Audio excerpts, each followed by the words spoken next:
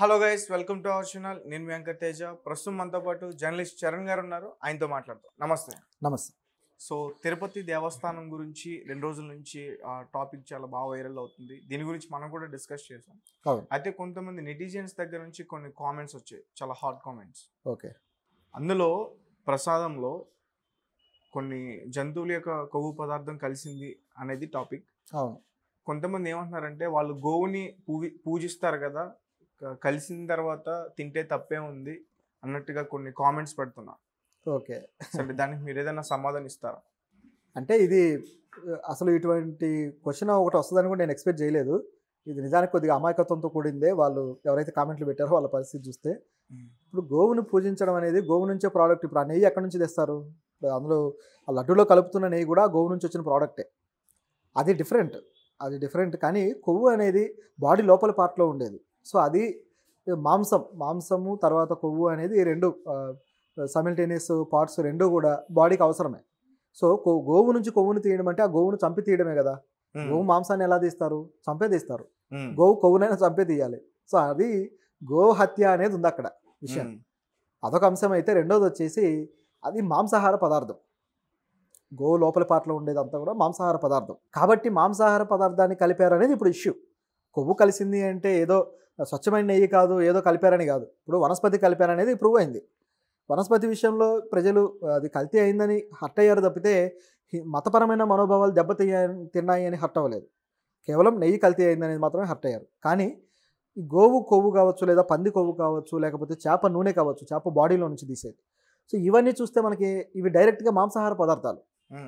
కాబట్టి అందుకోసం గోల చేస్తున్నారు. ఎందుకంటే ఆ లడ్డు అనేది శాకాహారానికి సంబంధించిన పదార్థము. సో శాకాహారంగానే పూర్తి స్థాయిలో ఉండాలి తప్పితే మాంసాహారము కలపడం ఏంటి, ఇది అందరిని అవమానించడం కాదా అని చెప్పేసి ఇందులో ఉన్న వాదన.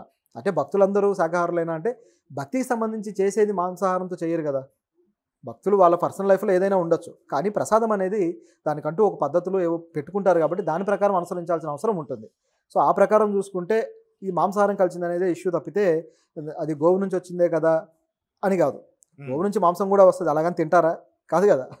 సో ఇది వేరే అనమాట. రైట్. ఇది దీనికి సంబంధించి మంచు విష్ణు గారు అలాగే ప్రకాష్ రాజ్ గారు వాళ్ళిద్దరి మధ్య కూడా ఎక్స్ అకౌంట్ వేదికగా ఒక వార్ నడిచింది అని అంటున్నారు. అది వారు ఇప్పుడు 1 by 1 కౌంటర్లు వేసుకుంటున్నారు ఇద్దరు. ఇక ప్రకాష్ రాజు ఆయన పవన్ కళ్యాణ్ మీద వేసిన కౌంటర్కి మంచు విష్ణు రియాక్ట్ అయ్యాడు. మంచు విష్ణు ఏం జనసేన నాయకుడు కాదు, జనసేన సభ్యుడు అంతకన్నా కాదు, మా అధ్యక్షుడు. సో ఇది సినిమా టాపిక్ కూడా కాదు. ఏది కాకపోతే మరి ఎందుకు రియాక్ట్ అయ్యారు మంచు విష్ణు అనేది పవన్ కళ్యాణ్ గారికి సపోర్టివ్ గా మాట్లాడారా?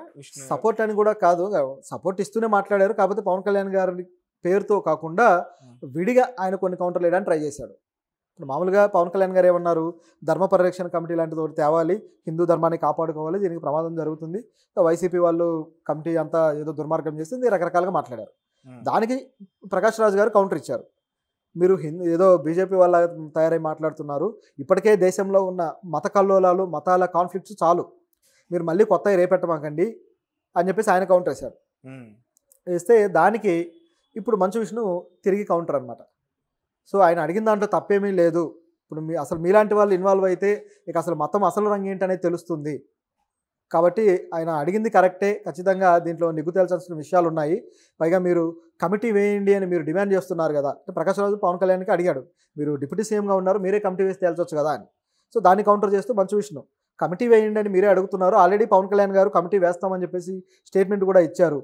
సో ఇలాంటి సందర్భంలో మీరు ఎందుకు మధ్యలో దూరడం అన్నట్టుగా సెటైర్ వేశాడు.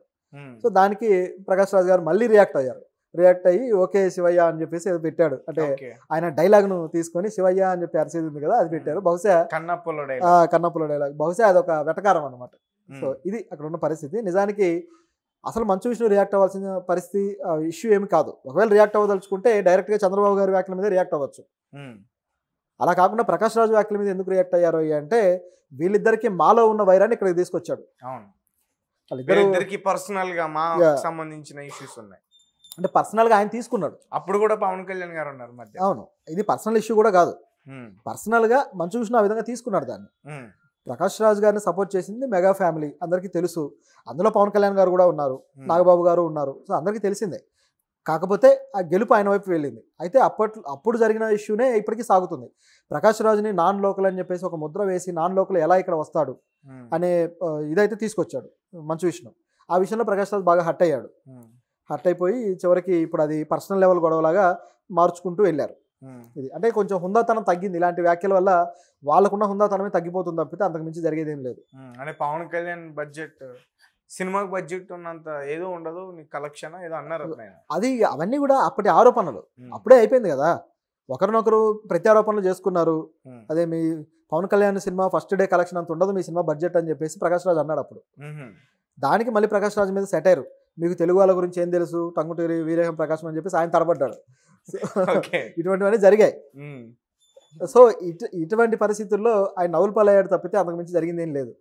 ఓకే, అది ప్రొఫెషనల్గా వాళ్ళిద్దరి మధ్య రాజకీయ వైరం, అది అక్కడ కూడా రాజకీయమే ఓకే. కానీ పర్సనల్ లెవెల్కి ఎందుకు తీసుకెళ్ళడం అనేది ఇక్కడ క్వశ్చన్.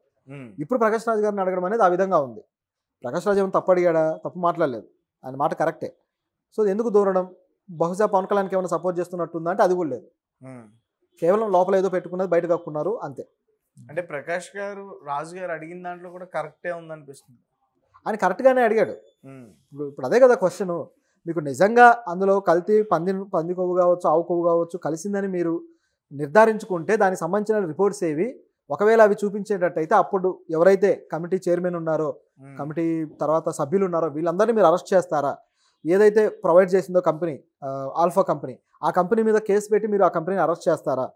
అందులో ఎవరైతే కంపెనీ ఓనర్లు ఉన్నారో వీళ్ళని, ట్రేడర్స్ ఎవరైతే దీన్ని మాట్లాడుకున్నారో వాళ్ళని అరెస్ట్ చేస్తారా? ఎందుకంటే ధర్మారెడ్డి గారు కేవలం తనకు నచ్చిన వాళ్ళకే ట్రేడింగ్ ఇచ్చారు అని చెప్పేసి అన్నారు, టెండర్లు ఇచ్చారని. మరి వాళ్ళని అరెస్ట్ చేస్తారా? సో ఇవన్నీ ఉన్నాయి. మరి వీళ్ళందరి మీద కేసులు పెట్టకుండా, రిపోర్ట్లు తీసుకొచ్చి చూపించకుండా, ఇవన్నీ ఇంటర్నల్గా చేయాల్సిన పనులు చేయకుండా స్టేట్మెంట్లు ఇచ్చుకుంటూ ట్విట్టర్లో పెట్టుకుంటూ మీరు ఎందుకు కాలం గడుపుతున్నారు అని చెప్పేసి క్వశ్చన్ చేశారు. దీనిలో తప్పే ఉంది? అది కరెక్ట్ క్వశ్చనే. ఇది పొలిటికల్ గేమ్ నడుస్తుంది అనేది దీంట్లో వాస్తవం. అది ప్రజల సెంటిమెంట్ను వాడుకుందాం అని చెప్పేసి డ్రామా కోసం దేవుడితోటి ఆడుతున్నారు వీళ్ళు. రైట్. అయితే ఇప్పుడు ప్రెసెంట్ సిచ్యువేషన్ ఏంటి? తిరుపతిలో భక్తులు కూడా సంఖ్య తగ్గింది అంటున్నారు. మరి ప్రసాదం కూడా ఎప్పట్లానే ఉందా? అందులో ఏమైనా చేంజెస్ తీసుకొచ్చారా? ఎట్లా ఉంది ఇప్పుడు అక్కడ పరిస్థితి? ప్రసాదంలో చేంజెస్ తేవడానికి ఈ ప్రభుత్వం వచ్చినప్పుడే మొదలెట్టేసింది. ఎందుకంటే ఆ ల్యాబ్ రిపోర్ట్స్ ఇవన్నీ కూడా జూలై నెలలోనే వచ్చాయి. ఆ తర్వాత ఇమీడియట్గా యాక్షన్ అయితే తీసుకోవాలని అనుకున్నారు. కానీ గత నెలలో, అంటే ఈ నెల కాకుండా గత నెలలో మళ్ళీ ఈ గతంలో ఎప్పుడైతే ఎవరైతే టెండర్స్ మాట్లాడుకొని సప్లై చేశారో మళ్ళీ ఆ కంపెనీకే ఇవ్వడం జరిగింది. ఏదైతే కర్ణాటక నుంచి మిల్క్ ఫెడరేషన్ ఉంది కదా, సో మళ్ళీ అక్కడ వాళ్ళకే ఇవ్వడం జరిగింది. అక్కడి ప్రభుత్వం లాంఛనంగా దాన్ని ఓపెన్ చేసి అక్కడ నుంచి ట్యాంకర్స్ పంపించడం కూడా జరిగింది. సో ప్రస్తుతానికైతే ఒక నాణ్యమైన నెయ్యి మళ్ళీ కర్ణాటక నుంచి తీసుకుంటున్నారు. సో ఇది ఇక్కడ కనిపిస్తున్న వాస్తవం.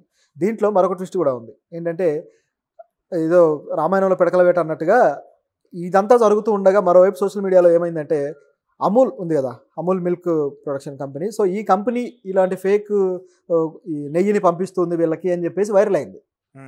అమూల్ కంపెనీది బాగా వైరల్ అయ్యేసరికి ఒకసారికి వాళ్ళు షాక్ తిని వాళ్ళు ట్విట్టర్లో మరొక విషయాన్ని క్లారిఫై చేసి అటువంటిది ఏమీ లేదు, మేము టీటీడీకి ఇంతవరకు కూడా నెయ్యిని సప్లై చేయలేదు, మాకు అటువంటి టెండర్స్ ఏమీ లేవు, మాకు అటువంటి సంబంధాలు ఏమి లేవు అని చెప్పేసి క్లారిటీ ఇచ్చారు. సో ఇటువైపు మరొక సంఘటన నడుస్తుంది అనమాట.